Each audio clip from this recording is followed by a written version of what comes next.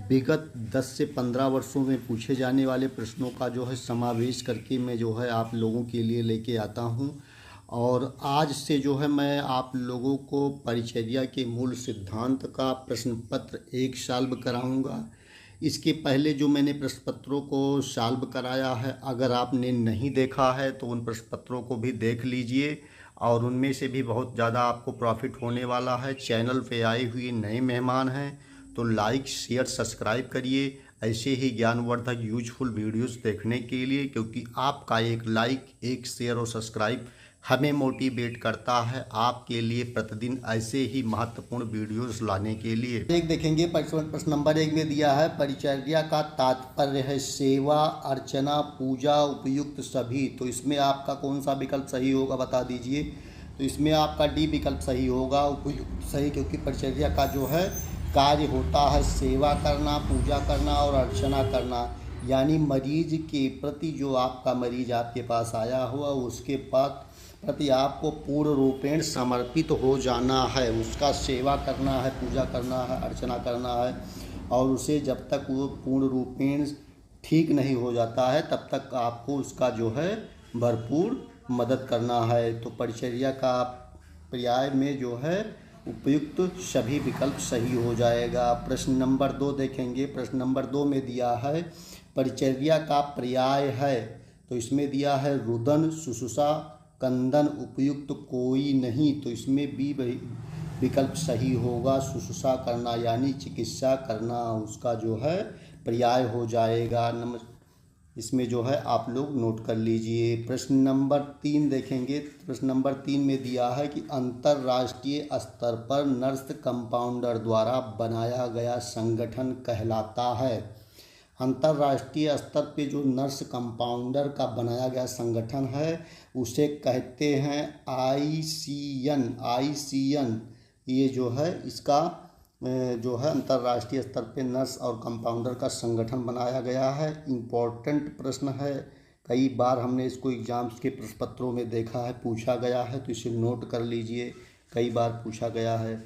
प्रश्न नंबर 4 देख लीजिए। सृष्टि की प्रथम परिचारिका थी। तो इसमें दिया है Florence Nightingale, mother Teresa, Elizabeth और माता। तो इसमें कौन सा होगा? चौथे का डी सही होगा, यानी माता होती है जो सृष्टि की प्रथम परिचारिका। सेवा करना प्रत्येक प्राणी का कौन सा गुण है? सेवा करना प्रत्येक प्राणी का नैसर्गिक गुण है, नोट करिए। विश्व की प्रथम नर्स कौन थी? विश्व की प्रथम नर्स कौन थी आप लोग बता दीजिए। इसमें दिया है Florence Nightingale, mother Teresa, Elizabeth और उपयुक्त कोई नहीं। 6वें का सी सही, ए सही होगा, यानी फ्लोरेंस नाइटिंगेल जो है ये आपका विश्व की प्रथम नर्स थी। इसे इम्पोर्टेंट नोट कर लीजिए आप लोग। साथ देखेंगे फ्लोरेंस का जन्म किस शहर में हुआ था? फ्लोरेंस का जन्म किस शहर में हुआ था? तो ये थी इटली की निवासी। कहाँ इनका जन्म हुआ था? इनका जन्म हुआ था इटली में, नोट कर लीजिए। प्रश्न देखेंगे। प्रश्न नंबर 8 में दिया हुआ है कि फ्लोरेंस नाइटिंगेल का जन्म कब हुआ? तो इसका जन्म हुआ था 1820 ईस्वी पे। इम्पोर्टेंट प्रश्न है, नोट कर लीजिए। प्रश्न नंबर 9 देखेंगे। फ्लोरेंस नाइटिंगेल ने कब रोगियों की सेवा की? फ्लोरेंस नाइटिंगेल ने कब रोगियों की सेवा की थी? आप लोग जानते हो तो बता दीजिए। प्रश्न नंबर 9 का बी होगा, द्वितीय विश्व युद्ध में जो लोग घायल हो गए थे उनकी सेवा जो है फ्लोरेंस नाइटिंगेल ने किया था। ब्रिटिश सरकार ने द्वितीय विश्व युद्ध में सेवा से खुश होकर इसे नर्सिंग इंस्टीट्यूट का अधीक्षक बनाया। तो ब्रिटिश सरकार ने द्वितीय विश्व युद्ध में खुश होकर किसे नर्सिंग इंस्टीट्यूट का अध्यक्ष बनाया था? तो इसका सीधा सा उत्तर हो जाएगा 10वें का ये, यानी फ्लोरेंस नाइटिंगेल को जो है इनकी सेवा भाव को देखकर, मरीजों के प्रति समर्पण देखा कि फ्लोरेंस नाइटिंगेल की मृत्यु कब हुई। तो इनकी मृत्यु जो है 13 अगस्त 1910 ईस्वी को जो है इनकी मृत्यु हो गई थी। प्रश्न नंबर 12 देखेंगे, लेडी ऑफ लैम्प किसे कहा जाता है? लेडी ऑफ लैम्प किसे कहा जाता है? तो ये होंगी फ्लोरेंस नाइटिंगेल को जो है लेडी ऑफ लैम्प कहा जाता है। प्रश्न नंबर 13 देखेंगे, 13 में दिया हुआ है कि राजस्थान में नर्सिंग प्रशिक्षण देने का कार्य कब प्रारंभ हुआ? राजस्थान में नर्सिंग प्रशिक्षण देने का कार्य 1958 ईस्वी में प्रारंभ हुआ। प्रश्न नंबर देखेंगे 14 में दिया है कि भारत में नर्सिंग प्रशिक्षण देने का कार्य कहाँ प्रारंभ हुआ? कहाँ प्रारंभ हुआ? तो ये हुआ था आपका चेन्नई में। कहाँ प्रारंभ हुआ था? चेन्नई में। प्रश्न नंबर 15 देखेंगे, भारत में इंडियन काउंसिल ऑफ नर्सिंग की स्थापना कब हुई? भारत में इंडियन काउंसिल ऑफ नर्सिंग की स्थापना कब हुई? 15 का बी होगा 1940 ईस्वी में जो है इंडियन नर्सिंग काउंसिलिंग की स्थापना की गई थी। नोट कर लीजिए। प्रश्न नंबर 16 देखेंगे, 16 नंबर प्रश्न में दिया हुआ है कि राजस्थान में नर्स कंपाउंडर को प्रशिक्षण देने का कार्य कब प्रारंभ हुआ? 16 नंबर प्रश्न का सी सही होगा, यानी 1958 ईस्वी में राजस्थान में नर्स और कंपाउंडर को प्रशिक्षण देने का कार्य शुरू किया गया। प्रश्न नंबर 17 देखेंगे, राजस्थान में नर्स कंपाउंडर को प्रशिक्षण देने का कार्य प्रारंभ किसके द्वारा प्रारंभ किया गया? 17 का सी सही होगा, यानी आयुर्वेद निर्देशालय अजमेर के द्वारा जो है शुरू किया गया। इसका सी विकल्प सही होगा। नोट कर लीजिए आप लोग। प्रश्न नंबर 18 देख लेंगे। प्रश्न नंबर 18 में दिया है कि राजस्थान में धात्री कल्पद प्रशिक्षण केंद्र कहाँ खोले गए? कहाँ खोले गए थे? तो ये राजस्थान व जोधपुर दोनों में जो है इनको खोला गया था। प्रश्न नंबर इसके आगे देखेंगे। प्रश्न नंबर 19। प्रश्न नंबर 19 में दिया है कि धात्री कल्पद कार्यक्रम का डिप्लोमा कब प्रारंभ किया गया? धात्री कल्पद का डिप्लोमा का कार्यक्रम कब प्रारंभ किया गया? तो प्रश्न नंबर 19 का कौन सा विकल्प सही हो जाएगा? इसका सी विकल्प सही होगा। 1978 ईस्वी में इसको जो है शुरू किया गया। तो नोट कर लीजिए आप लोग। प्रश्न नंबर 20 देखेंगे, राजस्थान में नर्स कंपाउंडर डिप्लोमा कोर्स किसके द्वारा प्रारंभ किया गया? तो इसमें दिया है राजस्थान विश्वविद्यालय जयपुर के द्वारा, राजस्थान आयुर्वेद विश्वविद्यालय जोधपुर के द्वारा, आयुर्वेद निर्देशालय अजमेर के द्वारा, स्वास्थ्य विभाग जयपुर के द्वारा। प्रश्न नंबर 20 का कौन सा विकल्प सही होगा? ये विकल्प सही होगा, राजस्थान विश्वविद्यालय जयपुर के द्वारा जो है ये कार्यक्रम शुरू किया गया। प्रश्न नंबर 21 देखेंगे। प्रश्न नंबर 21 में दिया है कि राजस्थान में नर्स कंपाउंडर डिप्लोमा कोर्स कब तक राजस्थान विश्वविद्यालय से संबंध रहा? प्रश्न नंबर 21 में है, राजस्थान में नर्स कंपाउंडर डिप्लोमा कोर्स कब तक राजस्थान विश्वविद्यालय जयपुर से संबद्ध रहा? तो इसका 21 का सी विकल्प सही होगा, 2002 तक ये जो है संबंध रहा। प्रश्न नंबर 22 देखेंगे। प्रश्न नंबर 22 में दिया है, राजस्थान में नर्स कंपाउंडर डिप्लोमा कोर्स कब से राजस्थान आयुर्वेद विश्वविद्यालय जोधपुर से संबद्ध है? प्रश्न नंबर 22 का डी विकल्प सही होगा, 2003 से। प्रश्न नंबर 23 देखेंगे। 23 में दिया है, राजस्थान आयुर्वेद विश्वविद्यालय 2010-2011 में संबद्ध नर्स कंपाउंडर प्रशिक्षण केंद्र कितने हैं? 23 का कौन सा विकल्प सही होगा बता दीजिए। 23 का आपका बी विकल्प सही होगा, यानी 29। कितना होगा? 29। 24 देखेंगे। प्रश्न नंबर 24 में दिया है कि जिन क्रियाओं के द्वारा विकृति को प्राप्त दोषों को सम्य अवस्था में लाया जाता है उसे कहते हैं। 24 का बी विकल्प सही होगा, उसे कहते हैं चिकित्सा। क्या कहते हैं? चिकित्सा कहते हैं। जिन क्रियाओं के द्वारा विकृति को प्राप्त दोषों को साम्य अवस्था में लाया जाता है उसे चिकित्सा कहा जाता है। नोट कर लीजिए, इंपॉर्टेंट हो सकता है विगत आगामी परीक्षाओं के लिए। प्रश्न नंबर 25, नाभि क्रिया विजयन्ते शरीर धातौ समः शा, उसके बाद इसमें जो है खाली स्थान दिया हुआ है, विकर्णा कर्म दिद पासजम स्मृताम, उपयुक्त रिक्त स्थान की पूर्ति करिए। 25 का भी सही होगा, चिकित्सा। इसमें जो है चिकित्सा शब्द जो है भरा जाएगा, नोट कर लीजिए आप। विषागदीनम शतानाम धातु विक्कते और प्राकृत्यम धातु समर्थाया।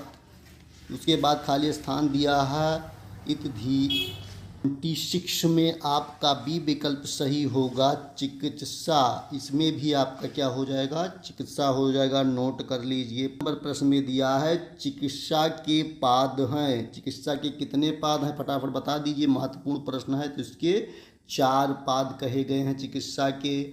चिकित्सा की कला है 28 में जो है चिकित्सा की कला है, तो इसमें आपका डी विकल्प सही हो जाएगा। 16 कला है, चिकित्सा की कितनी कला है, 16 कला है। प्रश्न नंबर 29 महत्वपूर्ण प्रश्न है, वैद्य द्रव्य उपस्थता व रोगी, ये क्या हैं, वैद्य द्रव्य उपास्थता व रोगी 29 का बी होगा, यानी चिकित्सा के पाद हैं। ये क्या है, चिकित्सा के चतुर्थ पाद हैं, वैद्य द्रव्य उपस्थता व रोगी, हमने आपको पहले भी पढ़ाया है, देख लीजिए। प्रश्न नंबर 30 देखेंगे, इसमें दिया है चिकित्सा चतुर्थ पाद में कौन सा पाद श्रेष्ठ है, 30 का ये होगा, यानी वैद्य जो है श्रेष्ठ पाद है, इसे नोट कर लीजिए। प्रश्न नंबर 31 देखेंगे, 31 में दिया है चतुर्थ पाद होने चाहिए, क्या होने चाहिए, 31 में जो दिया हुआ है चतुष्पाद होने चाहिए, 31 में ये होगा प्रशस्त जो है होना चाहिए। प्रश्न नंबर 32 देखेंगे, धात्री पर्याय है, धात्री पर्याय है, 32 का जो है बी विकल्प सही होगा, परिचारक का पर्याय जो है धात्री है। प्रश्न नंबर 33 देख लेंगे, 33 में दिया है उपास्थता पर्याय है, 33 का बी होगा परिचारक, जिसको जो है परिचारक कहा जाता है। प्रश्न नंबर 34 देखेंगे, कलपद पर्याय है, कलपद पर्याय है, 34 का कौन सा विकल्प सही होगा, बी सही होगा, परिचारक का, नोट कर लीजिए आप लोग। 35 देखेंगे, प्रश्न नंबर 35 दिया है उपवैद्य पर्याय है, उपवैद्य पर्याय है, 35 का बी होगा, यानी परिचारक।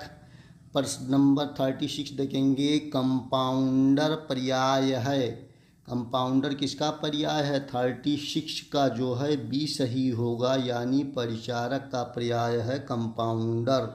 37 नर्स पर्याय है, नर्स 37 इसका भी परिचारक होगा, नोट कर लीजिए भैया। है कि उपचरज्ञता दक्ष मनानुरागस्य भर्तरी शौच चेति चतुष्केण गुणा, यह किसका लक्षण है, 38 का बताइए, ये होगा बी, यानी परिचारक का जो है लक्षण है। ये सब श्लोक दिए हुए हैं, श्लोकों को पूछा जाता है, 1-2 श्लोक आपको देखने को मिलेगा। तो अनुरक्ता शुभेच्छो बुद्धिमाना उपयुक्त रिक्त स्थान की पूर्ति करिए, 39 का भी होगा परिचारक, परिचारक जो है इसे नोट कर लीजिए। प्रश्न नंबर 40 देखेंगे, इसमें दिया है वह कौन सा लक्षण है जो वैद्य व परिचारक दोनों में पाया जाता है, कौन सा लक्षण है भैया, तो इसमें होगा दक्ष, दोनों अगर दक्ष होंगे तभी आपका जो है काम सफल होने वाला है। प्रश्न नंबर 41 देखेंगे, वह कौन सा लक्षण है जो वैद्य परिचारक दोनों में पाया जाता है, 41 दोबारा दूसरा इसी तरह को घुमा फिरा के प्रश्न पूछ लिए जाते हैं, तो इसमें होगा सूची, जो इसे विकल्प के हिसाब से आपको उत्तर देना होगा, ऐसा नहीं कि जो आप अपने मन से याद किए वही टिक लगाते चले जाएंगे, वो विकल्प में नहीं मिल रहा तो आप ढूंढते परेशान हो जा रहे हैं। इसमें दिया है स्निग्धो जुगुत्स बलवाना युक्तो व्याधिते रक्षणे वैद्य वाकृदम श्रनता पाद स्मृतम, बीच में विकल्प भरना है, 42 में भी होगा परिचारकः जो है स्मृता होगा, इसके बीच में आपको परिचारिका शब्द भरना होगा। के नीति शास्त्र को कहते हैं, 43 का ये होगा आचार्य संहिता, परिचारिका की नीति साधक को क्या कहते हैं? आचार्य संहिता कहते हैं। 44 देख लीजिए, महत्वपूर्ण होगा सैद्धांतिक व प्रायोगिक ज्ञान, दक्षता व पवित्रता किसका लक्षण है? 44 का ये विकल्प सही होगा, वैद्य का। नोट कर लीजिए। ये प्रश्न नंबर 45 में दिया है कि बहुश्रुतता, बहुकर्माभ्यर्थी, दक्षा व सोच किसका गुण है? 45 का जो है आपका विकल्प सी सही होगा, तो इसे आप नोट कर लीजिए। प्रश्न नंबर 46 देखेंगे। 46 में दिया है कि बहुता, अयोग्य, अनेक विधि, कल्पना, संपत्ति यह किसका गुण है? 46 का ये होगा औषध। औषध का जो है ये गुण होता है कि बाहुल्य, योग्यता, अनेक विधि, कल्पना, अनुपहत या किसका गुण है? 47 का ये होगा औषधि का गुण है। 48 देखेंगे। स्मृति, निर्देश, कारित्व, अभिरुक्त, ज्ञापक यह किसका गुण है? 48 का आपका विकल्प डी सही होगा, आतुर। आतुर जो है इसका होगा। 49 देखेंगे। अड़य वाश्य ज्ञापक व सत्वान यह किसका गुण है? 49 का डी होगा, रोगी का होगा। प्रश्न नंबर 50 देखेंगे। 50 देखेंगे। इसमें दिया है किस व्यक्ति का धनी होना आवश्यक है? 50 में दिया है चिकित्सक, परिचारक, रोगी, स्वास्थ्य। 50 नंबर प्रश्न में दिया है सी, यानी रोगी को जो है धनी होना चाहिए। अगर उसके पास धन नहीं होगा तो अपनी चिकित्सा कैसे योग्य वैद्य परिचारक के पास जाके करवा पाएगा।